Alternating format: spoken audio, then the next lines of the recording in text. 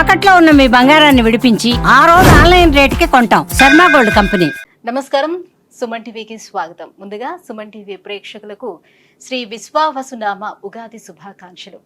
ఈ విశ్వావసునామ సంవత్సరం ద్వాదశ రాశుల వారికి ఎలా ఉండబోతుంది, ఏ రాశుల వారికి ఎటువంటి శుభ అశుభ ఫలితాలు ఇవ్వబోతున్నాయి, గ్రహ సంచారాలు ఎలా ఉన్నాయి, అలాగే ఎటువంటి పరిహారాలను పాటించుకోవాలి, ఈ విషయాన్ని తెలియజేసేందుకు మనతో పాటు ఉన్నారు ప్రముఖ జ్యోతిష్య రత్న జ్యోతిష చక్ర వైభవ నిపుణ డాక్టర్ రాల్పల్లి రవికుమార్ గారు. గురుగారు నమస్కారం. నమస్కారం. గురుగారు, కొత్త సంవత్సరంలోకి ఎంటర్ అయిపోతున్నాం. మరి ఈ కొత్త సంవత్సరం ఎలా ఉండబోతుంది ద్వాదశ రాశుల వారికి అని తెలుసుకునే ముందు గ్రహాల సంచారం ఎలా ఉంది, ముఖ్యంగా 4 గ్రహాలు మనకి ప్రతి సంవత్సరం మారేది, ఈ 4 గ్రహాల సంచారం ఎలా ఉంది, ఎలాంటి ఫలితాలు ఇస్తున్నాయి? శరదిందు సమాకారే పరబ్రహ్మ స్వరూపిణి వాసరాపీఠ నిలయ సరస్వతి నమస్తుతే. సుమన్ టీవీ ప్రేక్షకులకి నూతన సంవత్సర ఉగాది శుభాకాంక్షలు. మెయిన్గా ఏంటంటే ఈ సంవత్సర ఫలితాలు ఇప్పుడు చెప్పుకుంటున్నాం కాబట్టి ప్రతి నెల ఏంటంటే మాస ఫలితాలు చెప్పుకుంటున్నాం కాబట్టి మాస ఫలితాలు చెప్పుకున్నప్పుడు ఏంటంటే రవి 1 మంత్కి మారుతాడు ప్రతి నెల, అలాగే బుధుడు 20 డేస్, శుక్రుడు 20 రోజులు, అలాగే కుజుడు 45 రోజులు, అలాగే శుక్రుడు 20 రోజులు, చంద్రుడు అంటే ప్రతిరోజు ఒక్కొక్క నక్షత్రం మారుతుంటాడు. ఒక మెయిన్గా మటుకు గురువు, రాహు, కేతు, శని అండి. ఈ 4 కూడా ఏడాది పాటు ఇంచుమించుగా ఉంటారు కాబట్టి గురువు ఉన్నారంటే సంవత్సర కాలం పాటు అక్కడే ఉంటారు.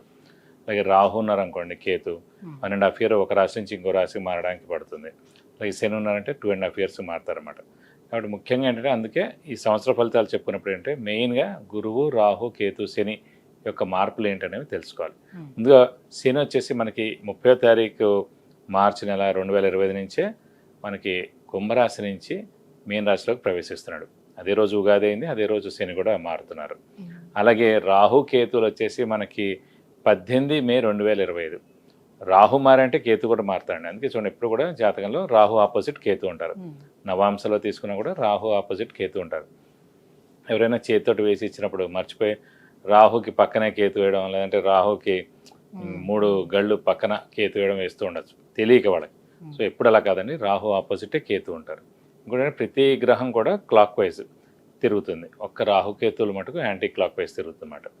కాబట్టి రాహుకేతువులు మటుకు ఏనార్థం ఒక రాశి నుంచి ఇంకో రాశి మారుతారు. అతనేమో 18 మే 2025 నుంచి ముఖ్యంగా రాహు వచ్చేసి మనకి కుంభరాశిలోకి వస్తాడు, అలాగే కేతు వచ్చేసి మనకి సింహరాశిలోకి వస్తారు. వీళ్ళిద్దరు కూడా ఏనార్థం పీరియడ్ అక్కడి నుంచి ఉంటారు 18th మే నుంచి. నెక్స్ట్ వచ్చేసి మన గురువు, ముఖ్యంగా ఏంటంటే గురువే ఇంపార్టెంట్. అందరూ అనుకుంటారు గురువు మార్పు వల్ల ఏమొస్తుంది. గురువు ఏ రోజైతే మారుతాడో ఆ రోజే పుష్కరాలు స్టార్ట్ అవుతాయండి. ఇదే రూల్ అనమాట. సాధారణంగా గురువు ఏ రాశి నుంచి ఏ రాశి మారుతాడు మనం అనుకుంటుంటాం. మన జాతకం చెప్పినప్పుడు కూడా మన రాశి నుంచి 2వ స్థానంలో, 5వ స్థానంలో, 7వ స్థానంలో, 9వ స్థానంలో, లాభస్థానంలో గురువు ఉన్నప్పుడు మన శుభ ఫలితాలు చెప్తుంటాం కదా. సో అందరూ అనుకుంటుంటారు అబ్బాయి ఎప్పుడు మన రాశి నుంచి 2nd హౌస్ వస్తుంది, ఎప్పుడు మన రాశి నుంచి 5th, 7th, 9th, 11th వస్తాను. సో వాళ్ళకి ఒకటే నమ్మకం ఏంటంటే ఈ రోజైతే పుష్కరాలు స్టార్ట్ అవుతాయో ఆ రోజు గురువు ఒక రాశి నుంచి ఇంకో రాశిలోకి మారుతున్నట్టు మనం ఈజీగా గుర్తించవచ్చు. ఇంకోటి అంటే ముఖ్యంగా చాలామందికి అంటే ఇప్పుడు కొంతమందికి వివాహం కాని వారు ఉంటారు, సంతానం లేని వారు ఉంటారు, ఉన్నత చదువు గురించి వెళ్ళిన వాళ్ళు ఉంటారు, అలాగే ఫారెన్ విజిట్స్ కానీ, ట్రావెల్స్ కానీ, అంటే అసైన్మెంట్స్ కానీ గురించి వెళ్తారు, కొత్త జాబ్ గురించి, ప్రమోషన్స్ గురించి, అలాగే సంతానం, గృహం, వాహనం ఇవన్నీ కూడా మనం చెప్పుకోవాలంటే కనుక గురువు యొక్క మార్పుతోటే చెప్పాలన్నమాట. కొన్ని రాశుల వాళ్ళకి లాస్ట్ 2 ఏళ్ళు లేదనుకోండి, ఈ ఏడాది ఉంటుంది. అంటే ఆ ఏడాది వాళ్ళకి 2వ స్థానం కానీ, 5వ స్థానం కానీ, 7వ స్థానం కానీ, 9 కానీ, 11లోకి వచ్చినప్పుడు ఆ సంవత్సర కాలం పాటు. ఓవరాల్ గా అంటే ఈ 4 గ్రహాల మార్పుతోటి దేశవ్యాప్తంగా ఎటువంటి మార్పులు చోటు చేసుకునే అవకాశం ఉంటుంది, ఆర్థిక పరంగా కానివ్వండి? అంటే ఆర్థిక పరంగా ఇవన్నీ కూడా ఎక్సలెంట్గా ఉంటుంది. ఎందుకంటే బుధుడు మెయిన్ వ్యాపార కారకుడు ఎవరికైనా సరే. ఆర్థికానికేమో బుధుడు అవుతాడు, అలాగే గురువు కూడా అవుతాడు. గురువు వచ్చేసి మనకి సంచారం మిథున రాశిలోకి వస్తున్నాడు. మిథున రాశి అధిపతి బుధుడు అండి. సో ఎప్పుడైతే మిథున రాశి అధిపతి బుధుడిని ఈ గురువు కలుస్తాడో, అంటే ఆ మిథున రాశిలోకి వచ్చే సంవత్సర కాలం పాటు ఉంటాడు. సో వ్యాపార అభివృద్ధి ఉంటుంది, దేశాభివృద్ధి ఉంటుంది, అన్ని విధాలు కూడా చాలా బాగుంటుంది.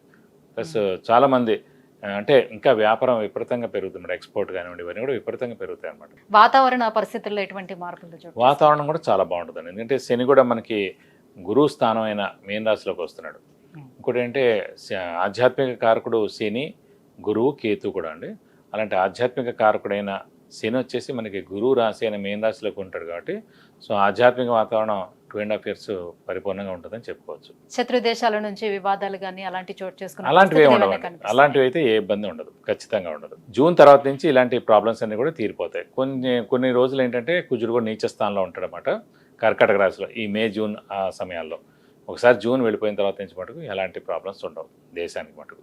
గురుగారు, కన్యా రాశి వారికి మరి గురువు, శని, అలాగే రాహు, కేతువులు ఈ గ్రహాల సంచారం ఏ రకంగా ఉంది, ఎలాంటి ఫలితాలను వీళ్ళకిస్తుంది? గత ఏడాది అయితే చాలా బాగుంది, మరి ఈ ఏడాది ఎలా ఉంది?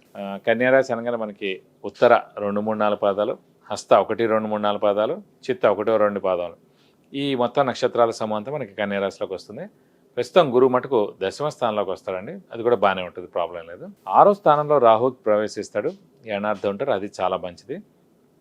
అలాగే వ్యయ స్థానంలో కేతు ఉంటారు, అది కూడా చాలా మంచిదండి. శని మటుకు 7వ స్థానంలోకి వెళ్తున్నాడు.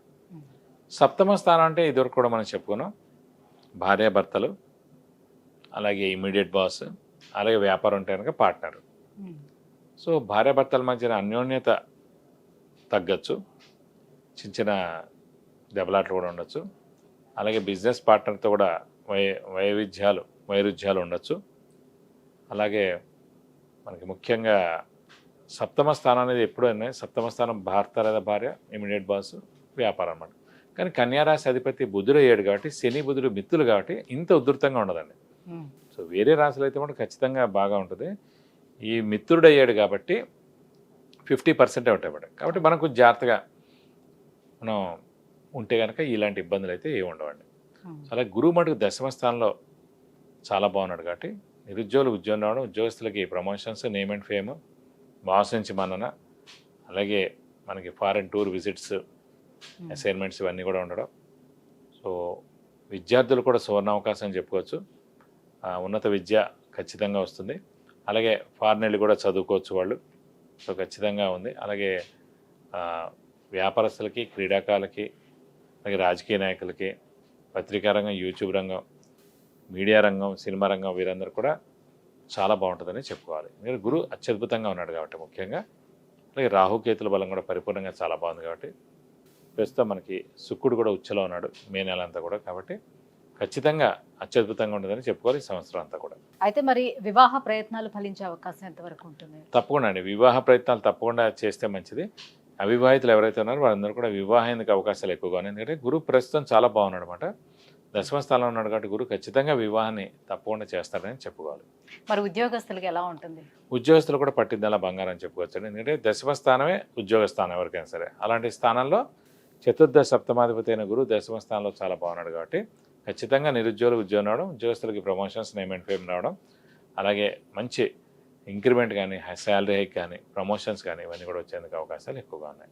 గృహ నిర్మాణాలు ఎవరైనా చేపట్టే వాళ్ళు ఉంటే వాళ్ళు ఫలించే గృహ అవకాశం నిర్మాణం ఉంటుంది? మిశ్రమం అండి. ఎందుకంటే మామూలుగా లాస్ట్ ఇయరే అయిపోయింది వీళ్ళకి, కన్యారాశి వారికి భాగ్యస్థానంలో అప్పుడు గురువు ఉన్నాడు కాబట్టి. ఈ ఏడాది మిశ్రమంగా ఉందన్నమాట. బాగా కష్టపడితే ఏదైనా కొనవచ్చు, అదే కనుక చాలా తక్కువగానే ఉందని చెప్పుకోవచ్చు ఈ ఇల్లు కొనడం అలాంటివన్నీ కూడా. ఇక ఆరోగ్య పరిస్థితులు చూసుకుంటే ఎట్లా ఉంది? ఆరోగ్యరీత్యా మటుకు బాగానే ఉందని, ఏం ప్రాబ్లం లేదు. ఇంకోటి అంటే మనకి మెయిన్ రాహుకేతులు కూడా మనకి 18 మే నుంచి మారిపోతారు. ఇందాక చెప్పుకున్నాం సింహరాశి వారికి ఈ గ్రహణ సమయాన్ని. అలాంటి గ్రహణ సమయం గత ఏడాది నుంచి కన్యారాశి వారికి ఉందన్నమాట. సో అది తొలగిపోతుంది అన్నమాట మనకి. ఇప్పుడు 18 మే వస్తే కనుక అన్ని విధాలా బాగుంటుంది. మరి ఇంకా ఎటువంటి పరిహారాలు పాటించుకోవాలి? శని 7వ స్థానంలో ఉన్నాడు కాబట్టి. ప్రస్తుతం 7వ శని ఉన్నాడు కాబట్టి వీరు కూడా సేమ్ అండి. ప్రతి శనివారం ఉపవాసం ఉండడం, ఆంజనేయ స్వామి, వెంకటేశ్వర స్వామిని ఎక్కువగా ఆరాధించడం, ప్రతి శనివారం ఉపవాసం ఉన్న రోజున వీలైతే కనుక ఆంజనేయ స్వామి టెంపుల్కి వెళ్ళి 40 ప్రదక్షిణాలు చేయడం, అలాగే వడమాల సమర్పించడం, సింధూరు పూజ, ఆకు పూజ, తమలపాకుల పూజ ఇవన్నీ చేయించడం, అలాగే వెంకటేశ్వర స్వామి గుడికి వెళ్ళి బుధవారం లేదంటే శనివారం 40 ప్రదక్షిణాలు చేస్తే కూడా మీకు అన్ని విధాలు మంచి చేకూరుతుంది. విద్య, ఉద్యోగం, వివాహం, విదేశీయానం, ఆరోగ్యం, అలాగే ఐశ్వర్యం, వీటన్నిటి గురించి తెలుసుకోవాలంటే కింద స్క్రోల్ అవుతున్నటువంటి నెంబర్లకి కాల్ చేసి గురువుగారు అపాయింట్మెంట్ పొందవచ్చు. గురుగారు, కన్యా రాశి వారికి ఈ సంవత్సరం ఎలా ఉండబోతుంది, ఎలాంటి పరిహారాలని పాటించుకోవాలి, ఈ అంశాలన్నీ కూడా తెలియజేసినందుకు ధన్యవాదాలు. నమస్కారం.